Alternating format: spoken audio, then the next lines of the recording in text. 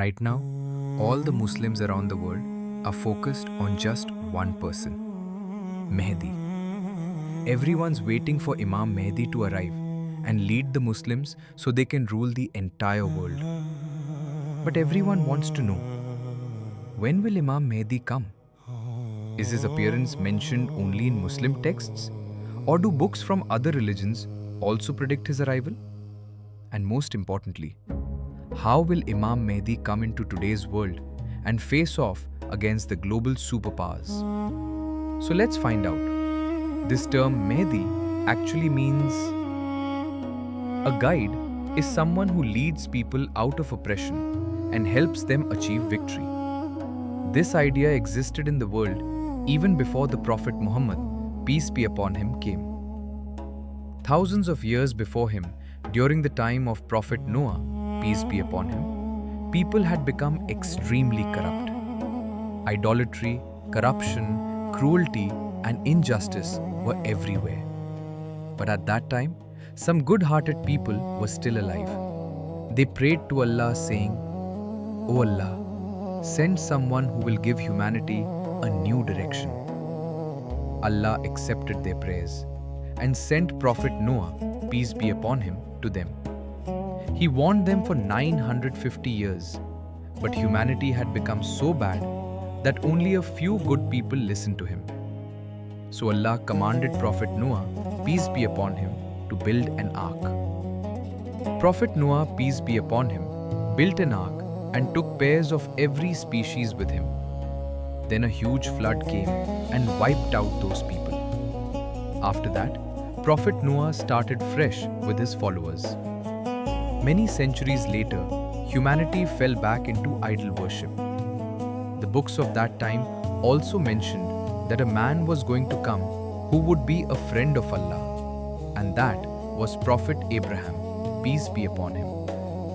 Prophet Abraham abandoned idol worship, preached monotheism, and guided people. Many centuries after him, the Israelites started growing in large numbers in Egypt. But at that time, Pharaoh ruled Egypt. Pharaoh felt threatened by the Israelites, enslaved them, and treated them very harshly. For many years, the Israelites faced oppression and kept praying to Allah to send a prophet who would free them from this slavery. So Allah sent Prophet Moses, to them. Prophet Musa defeated Pharaoh and freed the Israelites.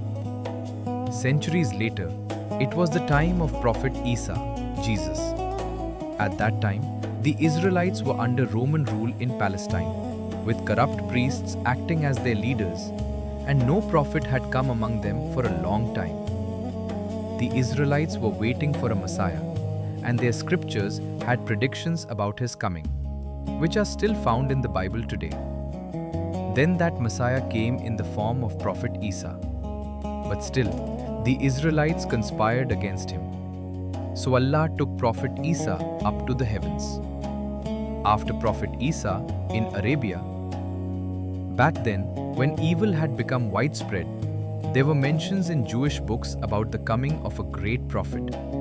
And the Jews were waiting for that prophet, just like Muslims today wait for Imam Mahdi.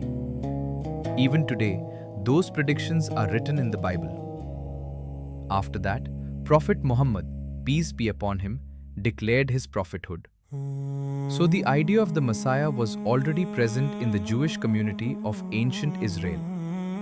That's why one of Islam's great scholars and poets, Allama Iqbal, didn't accept the concept of Imam Mahdi.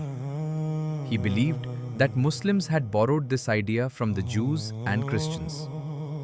During the Abbasid Caliphate, when Muslims were being oppressed, this concept spread among them, that soon a Messiah would come and set everything right. Allama Iqbal's view was that Muslims waiting for a Messiah, putting up with oppression is really dangerous. That's why they didn't accept Imam Mahdi's concept. Not just Allama Iqbal, even Ibn Khaldun, who was a scholar and philosopher, didn't agree with the hadiths related to Imam Mahdi. But if you really look, hadiths about Imam Mahdi are found in almost every major hadith book except Bukhari and Muslim. Both Sunni and Shia books have many such hadiths, and they come from authentic chains of narration. It's not just Islam. Almost every major religion in the world today has predictions about the coming of a Messiah. Like in Mesopotamia, there's mention of a shepherd who would be the Messiah.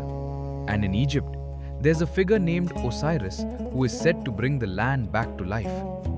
Similarly, in the Zoroastrian faith, there's talk of a person named Zarathustra, the one who will be born in the end times and fight a huge battle. Similarly, Hindus believe in Kalki Avatar, who will come during Kali Yuga, riding a white horse with a sword in his hand, fighting against oppression and spreading religion all over the world. In Buddhism, there is mention of a person named Maitreya, who will come when people turn away from religion. He will spread the truth and show the world the right path. Similarly, Jews believe in their Messiah who will come in the future, but their Messiah will be the Antichrist who will lead them and rebuild the third temple. Christians believe in the second coming of Prophet Jesus, peace be upon him, whom Muslims also believe in. So this concept of the Messiah exists in every religion. And in Islam, the concept of Imam Mahdi is not something made up, but is present in authentic hadiths. Even the US President Joe Biden has mentioned Imam Mahdi. I didn't know about it. I didn't know the difference that exists. I didn't know who the hidden Imam was. I didn't know, and even Nathan, you know this too, that Muslims will re-establish the caliphate. They don't want any Western presence.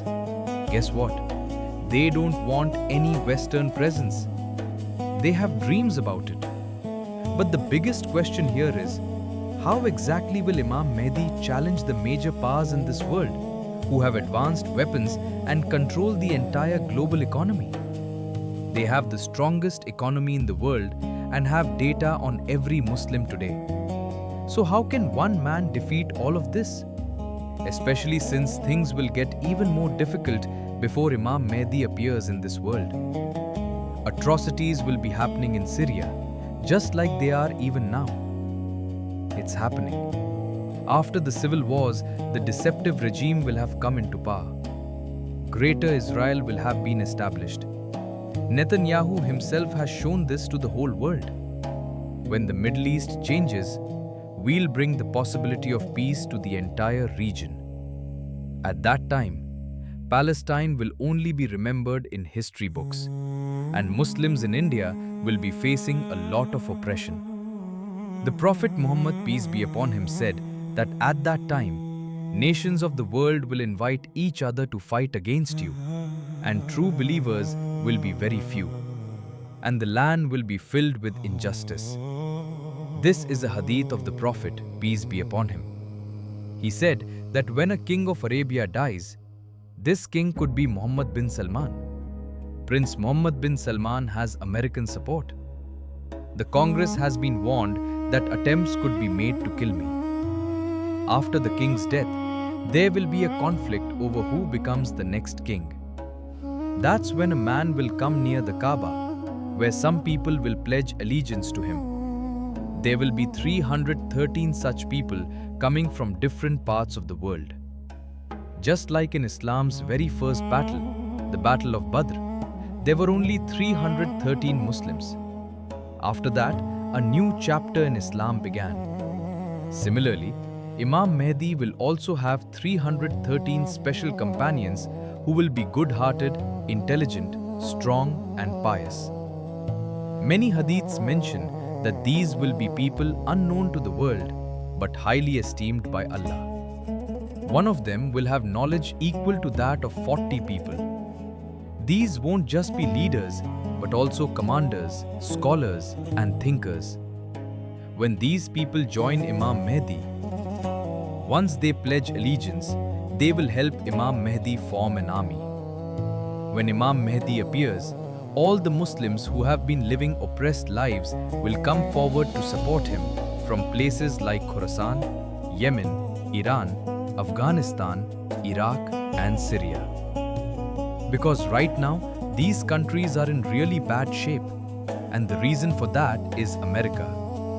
Americans have never, ever, ever let a country be at peace. Never. In September 2014, America attacked Syria, which led to years of war there. And today, Syria's situation is terrible. Similarly, America invaded Iraq in 2003, and things there are bad now too. The same goes for Afghanistan, where America stayed for many years. They're at war with everyone. And today, just look at the state of Afghanistan. There's so much poverty there right now. Back in March, the US carried out airstrikes on Yemen, which was their biggest military operation. Now America wants to do the same to Yemen because Yemen supports Palestine and attacks Israeli ships. Plus, America secretly controls Pakistan too, all because of Pakistan's military. But beyond all this, Iran is the only country right now standing up to the US and Israel. Israel itself sees Iran as a huge threat, the greatest threat right now. You want me to name 3 threats? I'll give you 3. Iran, and Iran. Everything should be done to contain Iran, the world's biggest, dangerous regime from the developing world's most dangerous weapons. And even America knows that Iran is quite powerful. When Donald Trump was asked, "Iran is pretty weak, why don't you attack them?" Trump replied that Iran would be the first country to support Imam Mahdi. Because the Prophet Muhammad, peace be upon him, said that from Khorasan, armies waving black flags would go to support Mahdi. Back in the Prophet's time, Khorasan referred to the area that includes present-day Afghanistan, Iran, Pakistan, and parts of other countries. But these parts of those countries are known as... Khorasan isn't just anywhere. It's specifically Iran. Even today, there's a province called Khorasan in Iran. And like the Prophet Muhammad, peace be upon him, said, armies flying black flags will come from Khorasan to support Imam Mahdi. You know very well whose black flag that is. That's why Iran is the only country that will back Imam Mahdi, especially since it's about to become a nuclear power. To stop others from having nuclear weapons, Iran is secretly developing its own. After that, Pakistan won't be the only Islamic country with nuclear weapons. Once Iran has nuclear weapons, neither the US nor Israel will ever dare fight it. Iran is also the only country patiently waiting for the appearance of Imam Mahdi. Iran is a country with an Islamic system, while on the other hand, Saudi Arabia and other Arab countries are basically kissing up to America. Saudi Arabia even sells oil to Israel, and that oil ends up being used in rockets that fall on Palestinians. Plus, Saudi Arabia still runs a monarchy. When the army from Khorasan goes to support Imam Mahdi, the whole world will realize that there's one person gaining power in the Arab world who's a threat to Western countries. So Western media will accuse Imam Mahdi of being a terrorist, and NATO countries like the US and Israel will send an army against him, led by a guy called Sufyani. Sufyani will be a major troublemaker supported by Western countries. He'll look like a deeply religious guy on the outside, but there will be an enemy of the believers who will come from Syria and will be from Muawiyah's lineage. He will cause massive slaughter in Iraq and Syria. Imam Ali, peace be upon him, said that the Sufyani will emerge from Syria. His face will be red, his hair light-colored, and he will have a mark on his face. He will destroy mosques and kill the followers of the Prophet, peace be upon him. Imam Baqir, peace be upon him, said the Sufyani will appear in the same year as the emergence of Imam Mahdi. Imam Jafar Sadiq, peace be upon him, said the Sufyani's coming is certain and that he will appear 15 months before Imam Mahdi. Imam Zainul Abidin, peace be upon him, said that when the Sufyani emerges, people's hearts will fill with fear. Then, open bloodshed will happen in Iraq and Syria. He will kill women and children. This Sufyani's personality will be similar to Muawiyah's. Like, Muawiyah must have come back to this world again, because this new one will be from the same lineage as Muawiyah, from Abu Sufyan's family. Just like Muawiyah was the governor of Syria and had many supporters there, similarly, the Sufyani will also emerge from Syria. And just like Imam Ali's capital was Kufa, the Sufyani will attack Kufa too. Imam Jafar Sadiq said that before the Mahdi appears, there will be a civil war in Syria. After that, the Sufyani will come out. You might be surprised to know that Syria has been in a brutal civil war for many years now.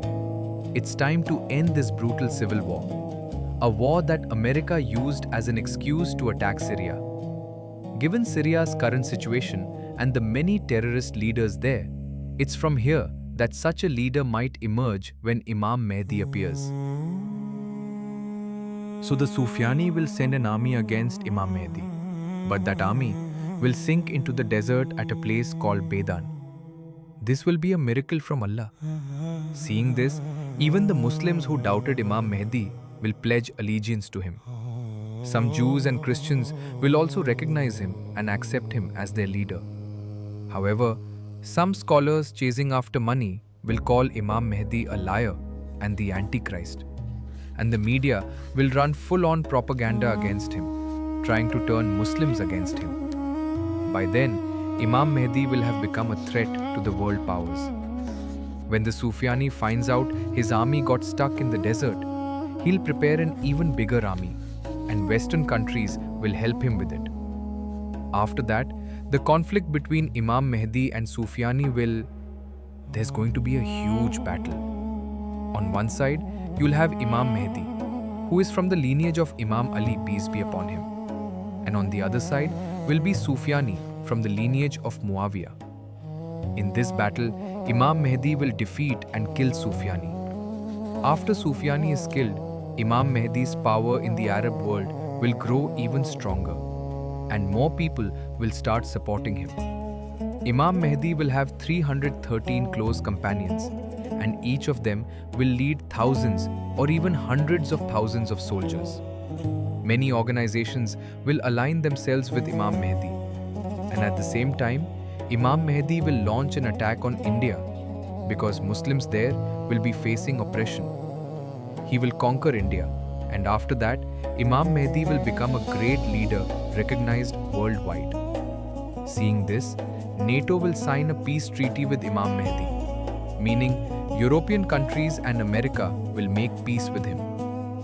There will be an agreement with Imam Mahdi because at that time there will be other threats besides Imam Mahdi for them. So, they will sign an agreement with Imam Mahdi. The Prophet, peace be upon him, said that there will be a peace treaty between you and the Romans, after which you will join forces to fight another enemy who will be the enemy of both of you. Who that enemy will be, only the future will tell. It might be the Zionists, as they will also be enemies of the Muslims. Imam Mahdi will join forces with other countries to fight against them, and this war will be won together by Muslims and Christians. After the victory, Muslims and non-Muslims will be resting in their camps when suddenly a Christian will pick up and plant a cross, basically trying to show that the victory was the Christians and not the Muslims. But the Muslims will break that cross, and it will show that this is Allah's victory, not theirs. Because of this, the treaty between the Muslims and the Western countries will be broken. After that, the Western countries will prepare a big army against Imam Mahdi. This is going to be a huge war. The Western countries will come with a massive military force. They will have high-tech AI weapons, drones, missiles, and fighter jets. When the Muslims see their army, the Prophet, peace be upon him, said that part of the Muslim army will leave the battle and run away. Allah will never forgive them. Another part will be martyred in this war, and they will be the best martyrs of that time. And the remaining part will win this battle, and Allah will never test them again. This will be a very dangerous war. This war will be fought near Syria or in the southern part of Turkey, where there was a war in Syria not too long ago. After winning this war, the Muslims will head straight to Constantinople, which is Istanbul in Turkey today. This means that before Imam Mahdi appears, Istanbul will be taken back by the Muslims. Istanbul is a very important city in Muslim history. The Prophet Muhammad, peace be upon him, said during his lifetime that you will conquer Constantinople, and the leader who conquers it will be amazing, and so will the army. Then in 1453, Sultan Mehmed the Conqueror took Constantinople, and we even made a video about that. Now, scholars say that this prediction was fulfilled during Sultan Mehmed's time. But some say that the Prophet's prediction will also come true during the time of Imam Mahdi. It was said that Constantinople will be conquered. When Imam Mahdi leads his army towards Constantinople, the Muslim soldiers will shout Allahu Akbar loudly, and their voices will carry far and wide. Seeing this, the enemies will get scared and will hand over Constantinople to the Muslims without any fight. Right after winning this battle, while the Muslims are still gathering their things, they will get news that the Dajjal has appeared. This devil will try to create chaos among Muslims by falsely claiming that Dajjal has taken over their homes. Hearing this, the Muslims will get frightened. Imam Mahdi will then take his army back to Syria or Iraq to save them. But by the time he reaches there, Dajjal will already be there. After that, Hazrat Isa, peace be upon him, will appear, which we will learn about in the next video. But the biggest question is, before Imam Mahdi arrives, what signs will be fulfilled? The Prophet Muhammad, peace and blessings be upon him, said that before Imam Mahdi's arrival, the earth will be filled with oppression, and we can see that happening today. Oppression is happening in countries like Palestine, Syria, Iraq, Afghanistan, Yemen, and Kashmir. Puppet governments controlled by Jews are ruling many Muslim countries. Usury has become the backbone of the world's economy. Muslims are being labeled as terrorists. Scholars are selling their religion for money. Surely the earth has become full of injustice. Similarly, the Prophet, peace and blessings be upon him, said that before Mahdi's arrival, there will be trials like a dark night. In the morning, a person may be a true believer, but by nightfall, a hypocrite. And today you can see that the most fitna, trials and chaos is happening everywhere. It's in Arabia, where there's always a war going on. Similarly, the media is spreading the biggest propaganda, and no one really knows what's true and what's false. But there are some predictions that haven't come true yet. For example, the Prophet Muhammad, peace be upon him, said that before Imam Mahdi appears, a man will emerge from Yemen. He will call people to the truth and towards Imam Mahdi. When he appears, selling weapons to Muslims will be forbidden, and this will happen during the time of Sufyani. Right now, if you look at Yemen, the Houthi group stands with Palestine and claims to be from the Ahle Bayt lineage. These Houthis destroy Israeli ships passing near Yemen, so it's possible that the man mentioned is among them. Also, the Prophet, peace be upon him, said that a great fire will break out from the east, visible for 3 nights. People will see it, seeing it will terrify people. Now this fire could even be a nuclear explosion. Like Iran, which is east of the Arab world, is secretly making nuclear weapons. So it's possible Iran might conduct a big nuclear test. Because the US and Israel are really scared of Iran building nuclear weapons. If Iran does set off this nuclear explosion, people will genuinely be terrified. And as the Prophet Muhammad, peace be upon him, said, this fire will last for 3 days. That means the media will cover it too. Imam Jafar Sadiq, peace be upon him, said that 15 days before Imam Mahdi's arrival, a man will be killed near the Kaaba. This person's name will be Nafs-e-Zakiyah. Most likely, he will be an Islamic activist trying to tell people the truth. But the Saudi government will probably have him killed. So there are some signs that will be fulfilled before Imam Mahdi's arrival. And these signs are about to be completed very soon. Because the Prophet, peace be upon him, said that the signs of the day of judgment in the last times will be fulfilled just like a rosary breaking, with its beads falling one after another.